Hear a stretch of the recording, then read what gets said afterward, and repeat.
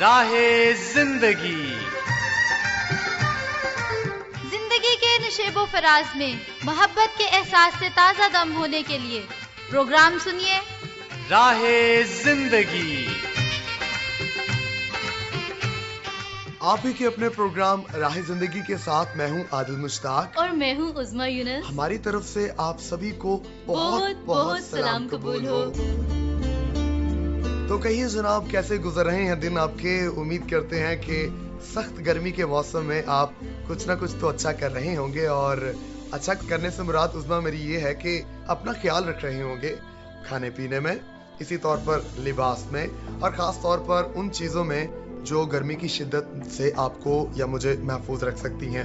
تو اس گرم موسم میں صحت مند رہنے کے لیے زیادہ سے زیادہ پانی پیئے، جیسے کہ لیمو پانی، لسی کا استعمال کیجیے، اور جب بھی باہر نکلے تو ضرور اپنے سر کو ڈھانپیے تاکہ گرمی کی شدت سے محفوظ رہ سکیں۔ اور عظمیٰ جی، ایک بڑی مزے کی بات مجھے یاد آ رہی ہے کہ کہا جاتا ہے کہ اس موسم میں رنگت کافی تبدیل ہو جاتی ہے، کیونکہ گرم موسم ہوتا ہے تو تھوڑے ذرا معاملات فرق ہو جاتے ہیں، تو ان چیزوں پر بھی دنیا بڑا غور کرتی ہے۔ جی بالکل، دنیا تو جاتی ہی ظاہری خوبصورتی اور رنگ روپ پر ہی ہے۔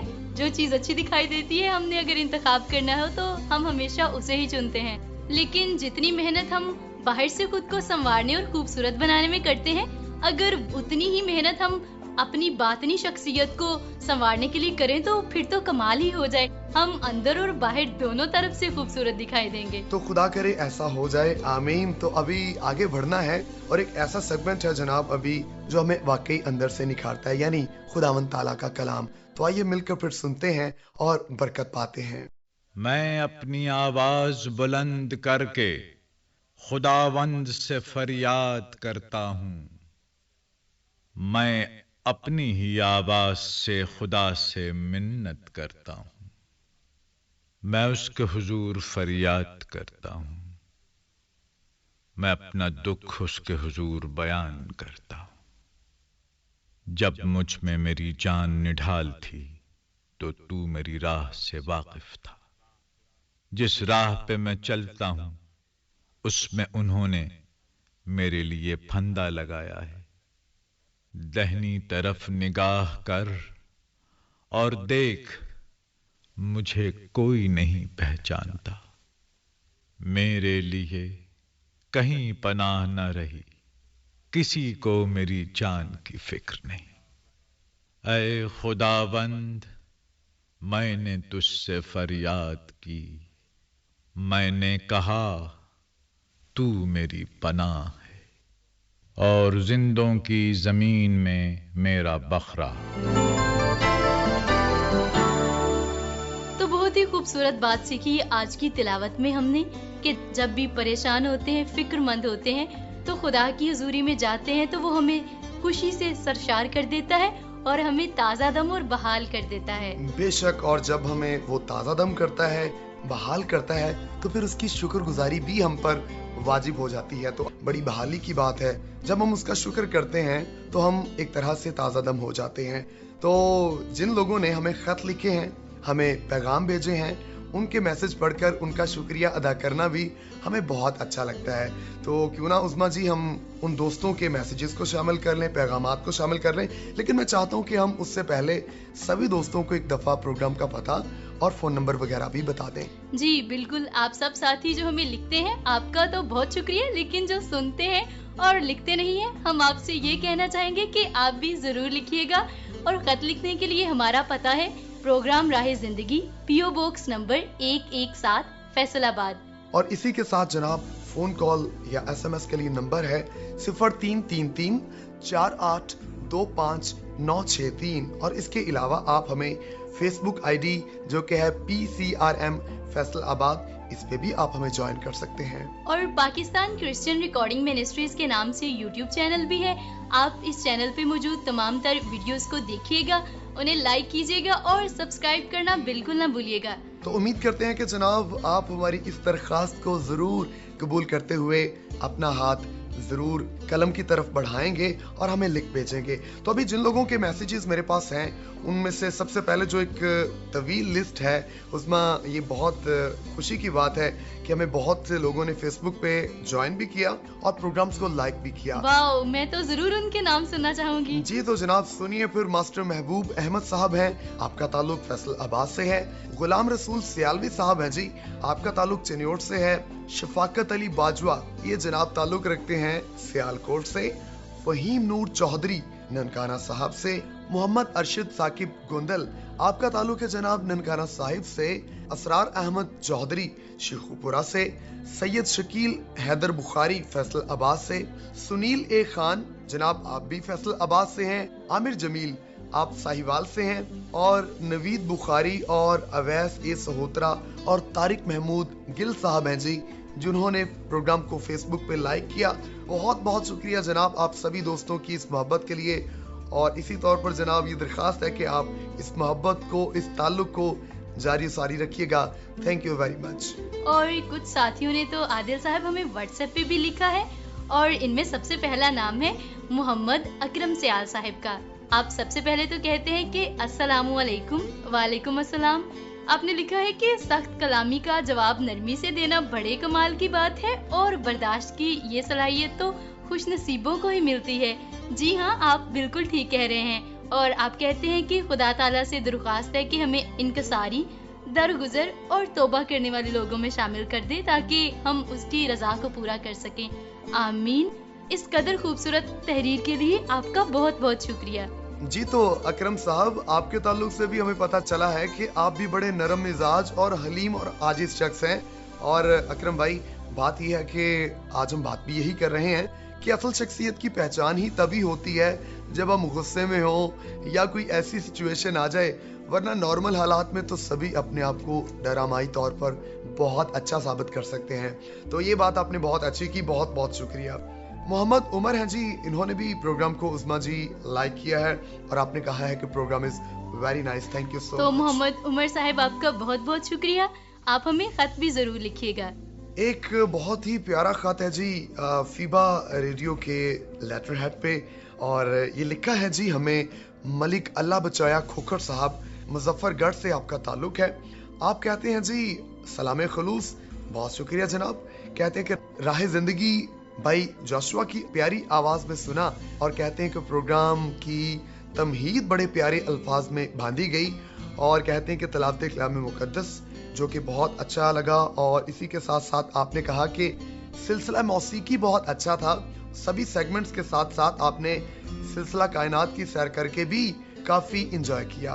तो बहुत बहुत शुक्रिया। और इख्तिताम पर आपने प्रोग्राम की सारी टीम को सलाम पेश किया और कहा कि मैं सारी टीम को सलाम भी कहता हूं। तो बहुत शुक्रिया जी। और आपने जोशुआ भाई की आवाज में प्रोग्राम सुना और तारीफ भी की, तो बहुत शुक्रिया जी। वाकई जोशुआ भाई बड़े अच्छे अंदाज में प्रोग्राम पेश करते हैं और सारी टीम को आपने जो सलाम कहा है, नदीम साहब के इंतखाब को आपने पसंद किया। सो बहुत शुक्रिया आपकी इस मोहब्बत के लिए कि आपने इस कदर हौसला अफजाई की, और उम्मीद करते हैं कि आपकी ये हौसला अफजाई, आपकी मोहब्बत इसी तौर पर जारी सारी रहेगी। बहुत शुक्रिया।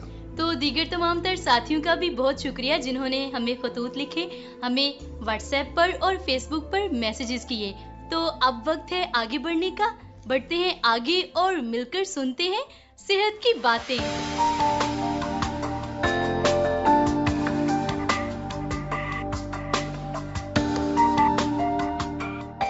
प्रोग्राम सेहत सबके लिए और डॉक्टर आतर याकूब हमारे साथ मौजूद हैं ताकि आपको सेहत के बारे में अच्छी अच्छी बातें बता सकें।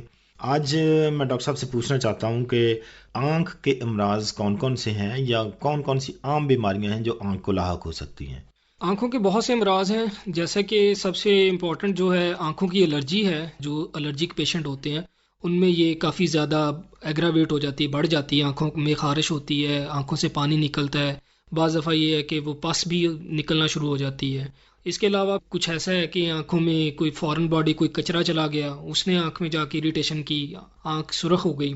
और इसके अलावा सफ़ेद मोतिया, काला मोतिया, अमराज तो बहुत ज़्यादा हैं आँखों के। डॉक्टर साहब, आप चूँकि आँख की बीमारियों का जिक्र कर रहे हैं और आपने कहा कि आँख में कुछ चला जाना या आँख की एलर्जी जो है वो इस तरह से होती है कि कोई गंदी चीज़ चली जाए या गर्द चली जाए, ہمارے ہاں چونکہ ہوا اتنی آلودہ ہوتی ہے کہ ہم آنکھ کو اچھے طور پر اس کی حفاظت نہیں کر سکتے.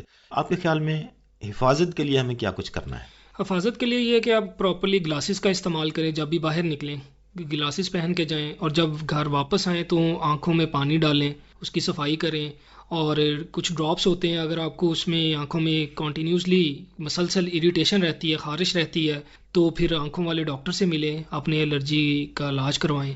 اور کچھ آئی ڈراپس ہیں جو تجویز کیے جاتے ہیں الرجی کے لیے، وہ استعمال کریں. اس سے آنکھوں کا پانی کا بہنا، پس کا آنا، وہ کافی حد تک بہتر ہو جاتا ہے. ڈاکٹر صاحب، الرجی کی ہم بات کر رہے ہیں، تو یہ الرجی کس وجہ سے ہوتی ہے؟ الرجی جو ہے اس کی بہت سی اقسام ہیں، لیکن اس میں بعض لوگوں کو ڈسٹ الرجی ہوتی ہے. کامنلی تو ہمارے یہاں پہ ڈسٹ الرجی ہے، اور بعض دفعہ یہ کٹائی کا موسم ہوتا ہے، اس میں کافی گرد و غبار فضا میں ہوتی ہے، تو الرجی پیشنٹ جو ہوتا ہے وہ زیادہ سینسٹیو ہوتا ہے، وہ اس کو جلدی کیچ کرتا ہے، تو اس کی وجہ سے اس کو یہ مسئلہ لاحق ہوتا ہے.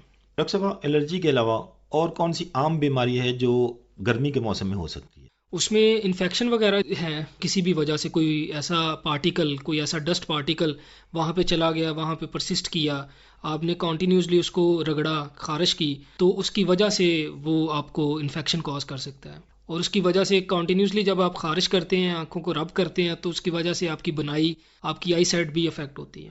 ڈاکٹر صاحب، ایک عام بیماری گرمیوں میں جس کا ذکر سنا جاتا ہے وہ ہے اشوب چشم یا آنکھ کا خراب ہو جانا. یہ کیا بیماری ہے؟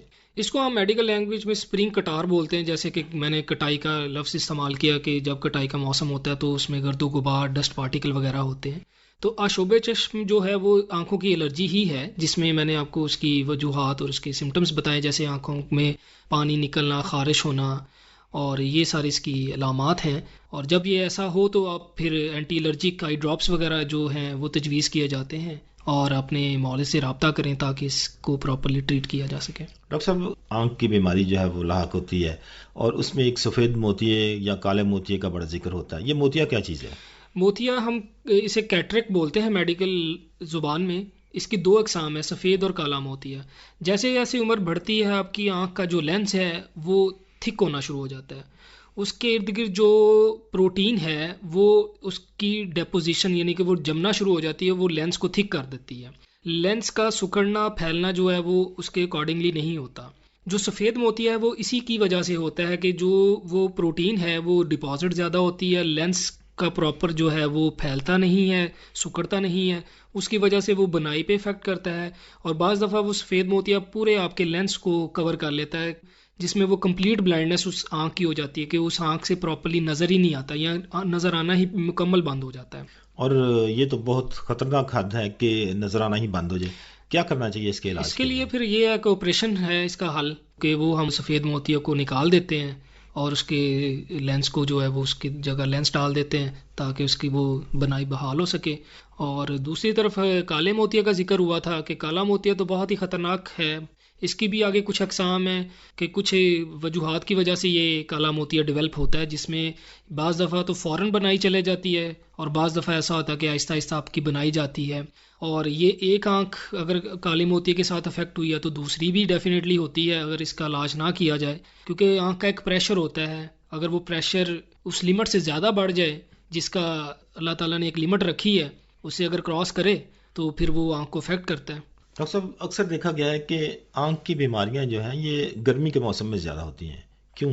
اس میں یہ ہے کہ گرد و غبار، جیسے کہ میں نے عرض کیا کہ گرمیوں کے موسم میں ڈسٹ زیادہ ہوتی ہے، اس کی وجہ سے یہ آنکھوں کا مرض لاحق ہوتا ہے. بعض دفعہ ایسا ہوتا ہے کہ انفیکشن ہم لوگ کیچ کر لیتے ہیں، ہماری قوت مدافعت کم ہوتی ہے، اس کی وجہ سے بھی کچھ ایسے وائرل انفیکشنز آتے ہیں، جیسے وبا چلتی ہے کہ وہ وائرل انفیکشن آج کل آیا ہوا، تو اس کی وجہ سے بھی یہ مرض ہوتا ہے. ڈاکٹر صاحب، آپ کی ان باتوں کے لیے جو آنکھ کی حفاظت کے بارے میں آپ نے ہمیں دی ہیں، ہم اس کے لیے شکر گزار ہیں. کہ آنکھ چونکہ ایک جسم کا نہایت ہی اہم عضو ہے، اور اس کے وسیلے سے ہم دیکھ پاتے ہیں، سارے کام جو ہے اس کے وسیلے سے کرنے پڑتے ہیں. تو اگر ہم اس کی حفاظت کریں گے، اس کو صحت مند رکھیں گے، تندرست رہے گی آنکھ، تو ہی ہم اس دنیا کی رعنائیاں دیکھ سکتے ہیں. آپ کا بہت شکریہ کہ آپ کی یہ ساری باتیں ہمارے لیے بہت ہی مفید ہیں.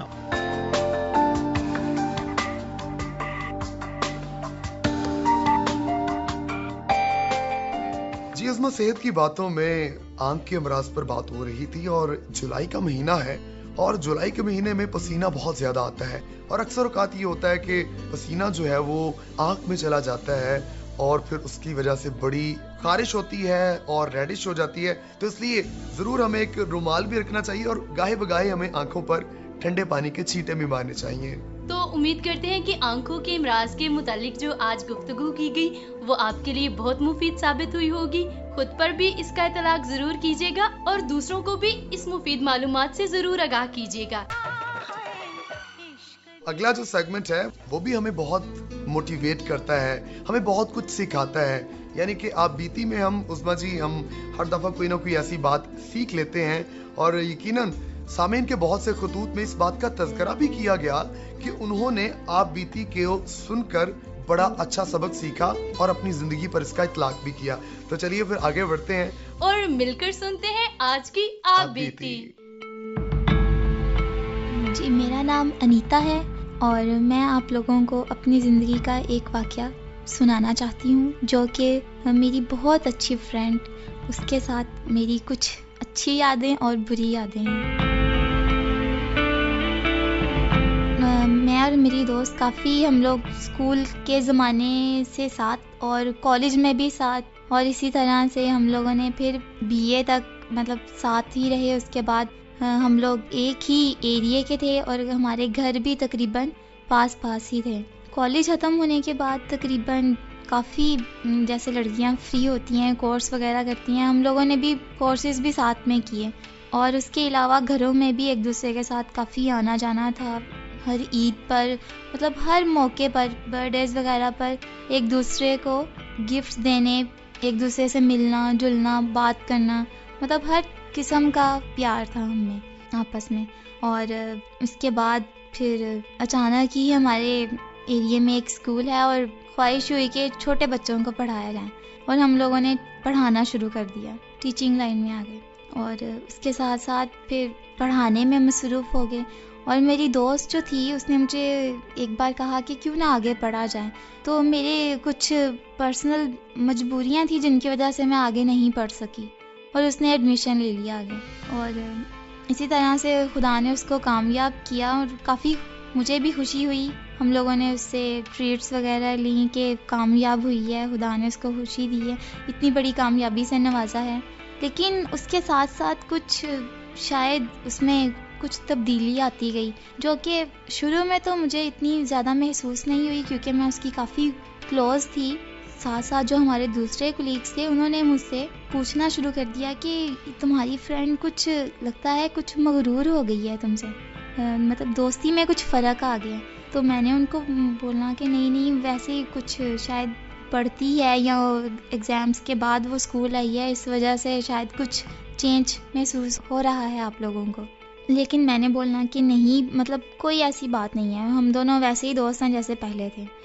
مجھے فیل ہونا شروع ہو گیا کہ جیسے وہ مجھے بعض اوقات اگنور کر جاتی ہے, مطلب اس کے پاس بیٹھنا یا اس نے زیادہ بولنا نہیں یا پہلے کی طرح آنا جانا گھروں میں کافی کم ہو گیا. تو آہستہ آہستہ باقی ٹیچرز بھی فیل کرنا شروع ہو گئے کہ اس میں کافی زیادہ مغروری آ گئی ہے, نہ وہ کسی کے ساتھ اچھے طریقے سے سلام لیتی تھی, مطلب اس کی باتوں سے بھی پہلے کبھی اس نے اپنی باتوں میں یہ ذکر نہیں کیا تھا کہ مطلب وہ ٹیچر اتنا مجھ سے کم پڑھا ہے یا اس کی پے اتنی ہے اتنا کم ہے. اس نے پہلے کبھی ایسی باتیں نہیں کی تھی, لیکن جب سے اس نے زیادہ تعلیم حاصل کر لی تو شاید اس نے دوسروں کو حقیر جاننا شروع کر دیا. پھر آہستہ آہستہ شاید اس سے تو محسوس نہیں ہوا لیکن میں اس سے تھوڑی پیچھے ہٹتی گئی.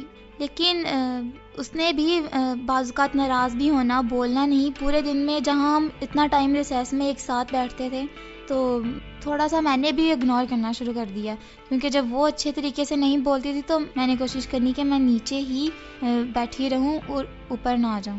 اور مجھے یہ امید ہوتی تھی کہ شاید آج میں اوپر نہیں گئی تو شاید وہی نیچے آ جائے گی مجھے بلانے کے لیے, مجھ سے پوچھنے کے لیے کہ کیا بات ہے, اوپر کیوں نہیں آئی, ملی نہیں پورے دن میں. تو پھر آہستہ آہستہ میں بھی اس سے پیچھے ہٹتی گئی. تو بعض اوقات ناراض ہو جانا لیکن اس نے کوئی رسپانس نہیں دینا یا دوستی کا ہاتھ نہیں بڑھانا. یہاں تک کہ اس کی منگنی ہو گئی اور اس نے مجھے یہ بھی بتانا گوارا نہیں کیا. ایک ہی ہم لوگ ایریے میں رہتے تھے اور پتہ تو چل گیا کہ منگنی ہو گئی ہے. میں نے بھی اس سے مطلب کوئی بات نہیں کی کہ جب اس نے مجھے بتانا پسند نہیں کیا تو پھر پوچھنے کا تو کوئی سوال ہی پیدا نہیں ہوتا. ایک بات میرے ذہن میں آتی ہے کہ جب بھی ہماری زندگی میں کوئی ترقی ہوتی ہے، خواہ وہ علمی ہو، شہرت کی ہو، یا پھر کوئی اور زندگی میں ترقی یا کوئی ہمیں ایسی خوشی مل جائے، اس کو ہمیں اپنے ذہن پر بالکل بھی سوار نہیں کر لینا چاہیے. اور کبھی بھی دوسروں کو آپ اتنا حقیر مت جانیں کہ آپ ان کو اپنی دوستی کے یا اپنی محبت کے قابل بھی نہ سمجھیں.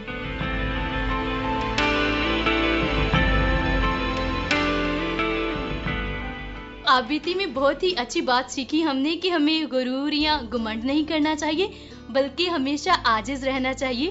اور اگر ہم ایسا کریں گے تو نہ صرف ہم انسانوں کی نظر میں مقبولیت حاصل کریں گے بلکہ ہم خدا کے بھی پسندیدہ بن جائیں گے. اور ایسے ہی انسانوں کی آج ہم سب کو اور اس معاشرے کو، اس دنیا کو ضرورت ہے جو عاجزی کے ساتھ، حلیمی کے ساتھ دوسرے انسانوں کے ساتھ اچھا برتاؤ کریں.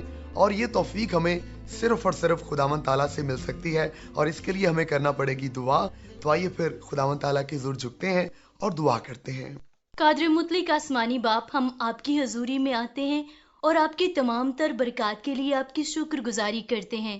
خداوند، ہم آپ کی حضوری میں التجا کرتے ہیں کہ ہر روز ہماری باطنی شخصیت کو نیا کر دیجیے تاکہ ہم آپ کی مرضی کے مطابق اپنی زندگی گزار سکیں.